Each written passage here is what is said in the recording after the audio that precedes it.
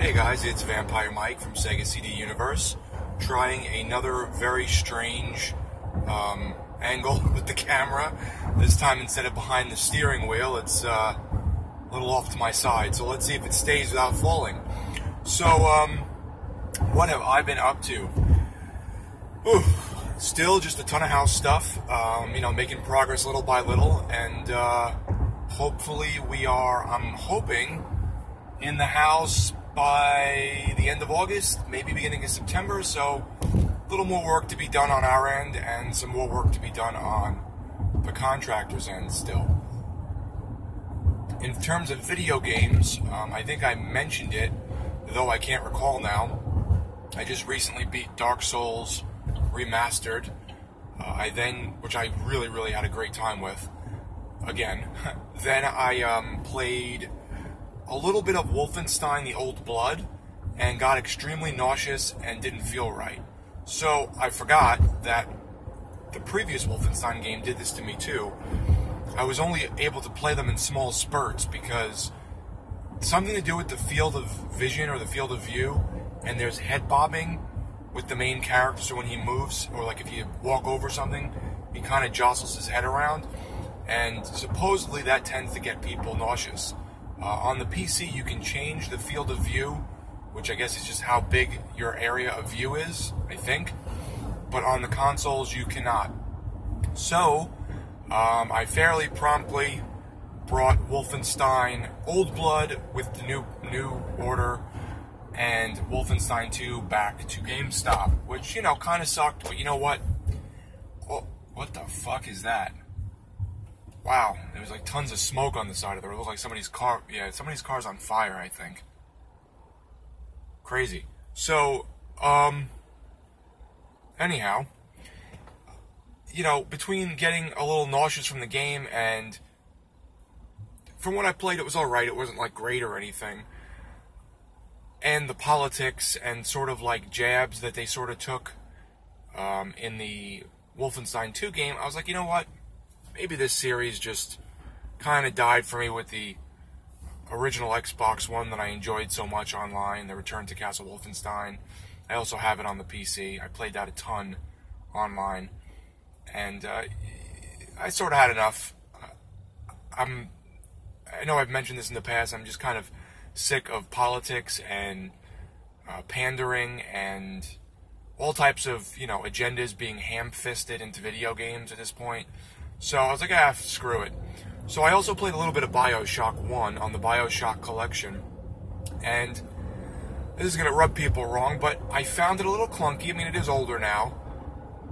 And boring. I was just like, alright, so I'm killing these people and going to a boss and getting an item and upgrading my special abilities. And I don't know, for some reason, like, the atmosphere was cool, but the gameplay just was not doing it for me, and I was like, I have so much to play.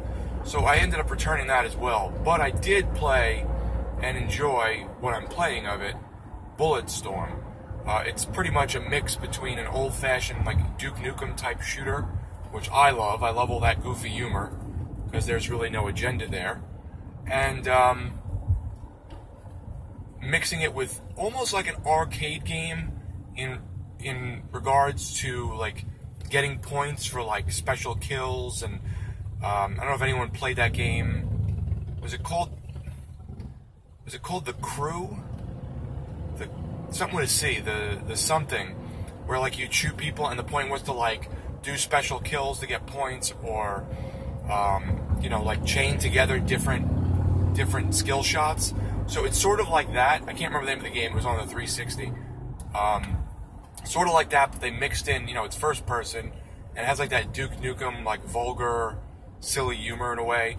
Duke Nukem's actually a playable character in the game as well with a code, and I haven't played as him. I just played as the main character because I figured I'd want to go through the story like normal. But it's fun. I enjoy it. It's kind of mindless, and I like that sometimes, especially after playing Dark Souls, which, you have to think and sort of think on your feet and stuff. Trying to think of what else. I stopped by GameStop last night when I returned this stuff. My buddy Brian was very, very gracious. He gave me a Kenny Omega Funko Pop, which I love. He's my favorite wrestler right now. I say right now because one of my favorite wrestlers is Raven, but he doesn't really wrestle anymore. Same with Vampiro. I mean, I think he wrestles a little bit. Great Muda, who's older now. He still wrestles, but he just got hurt recently. Kenny Omega is, you know, the most active, I guess I would say. So that was really cool of him. And he also gave me the Dark Souls promotional poster from GameStop that they used for the Xbox One and the Nintendo Switch, which still has the old Nintendo Switch date on it. So that obviously got delayed, I think, to the end of the year. But the poster's cool. It's pretty big.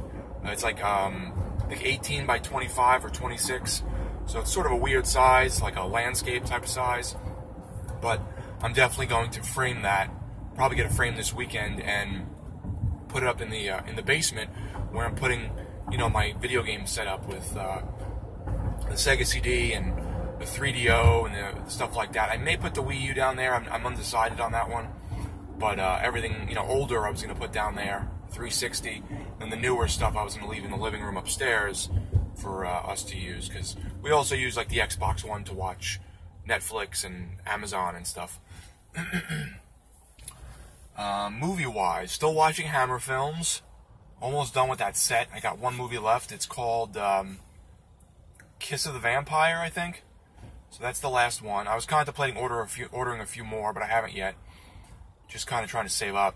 And I did get, on a lightning deal on Amazon, the Friday the 13th Ultimate Collection, which really isn't that ultimate, but on Blu-ray.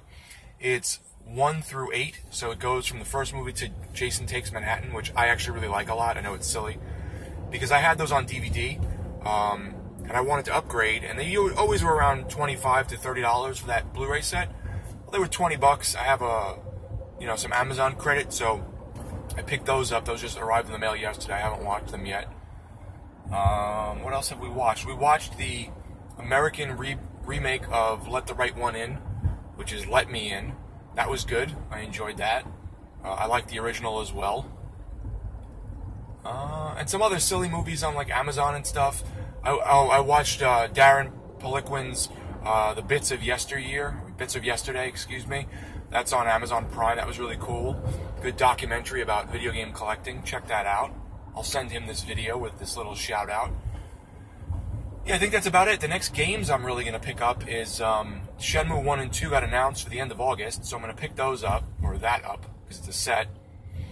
And I'm waiting for Vampire or Vampire to get a price drop, maybe around the $20 to $25 range. $60 is just too much for me right now. But that looks really cool.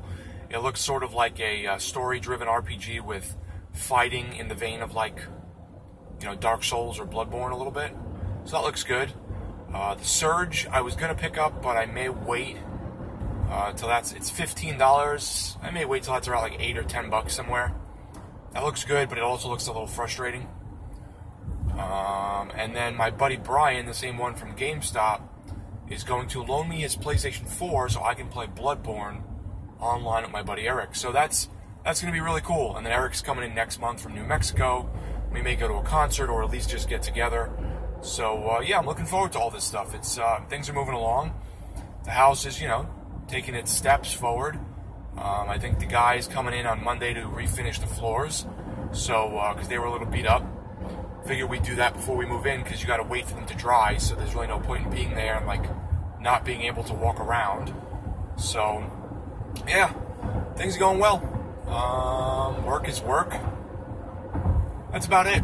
So, yeah. Keep in touch, guys. Oh, by the way, I was very excited for Kenny Omega winning the heavyweight belt in New Japan Pro Wrestling. That was a long time coming that they stretched out and stretched out and stretched out, and he deserved it. And, you know, for a white guy to win the most prestigious belt in New Japan, that says something. He's great. So I'm really hoping him and the Young Bucks re-sign again in January. I know they're on a contract, I think like a yearly contract.